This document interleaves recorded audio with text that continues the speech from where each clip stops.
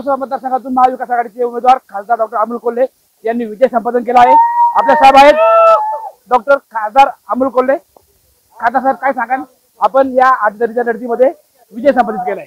हा सगळा शिरूर लोकसभा मतदारसंघातली मायबाप जनता आणि महाविकास आघाडीच्या सगळ्याच घटक पक्षाच्या या प्रत्येक कार्यकर्त्यांनी जी जीवापाड मेहनत घेतली त्याचं हे यश आहे। कसा हा सामना झाला? तो ऍक्च्युली तुम्ही स्वतःचा प्रचार करता करता राज्यातील इतर उमेदवारांचाही प्रचार केला, कशा जोरावरती हा विजय संपादित केलाय?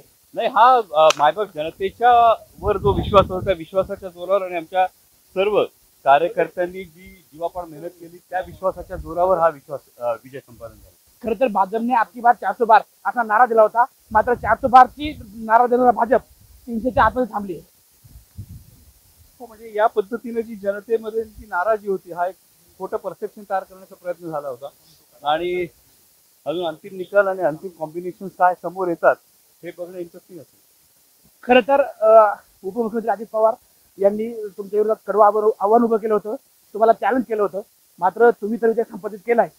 राज्यातील महाविकास आघाडीचे राष्ट्रवादी काँग्रेस शरद पवार गटाचे इतर उमेदवार विजय होत आहेत।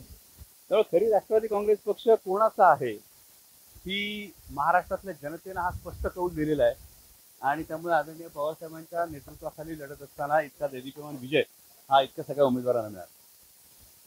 खरी राष्ट्रवादी काँग्रेस पक्ष कुणाचा हा जनतेने सिद्ध केलाय असं मत या ठिकाणी शिरूर लोकसभा मतदारसंघातील विजयी खासदार डॉक्टर अमोल कोल्हे यांनी व्यक्त केले। टाइम्स नाऊ मराठीसाठी सचिन तोडकर, रांजणगाव गणपती, पुणे।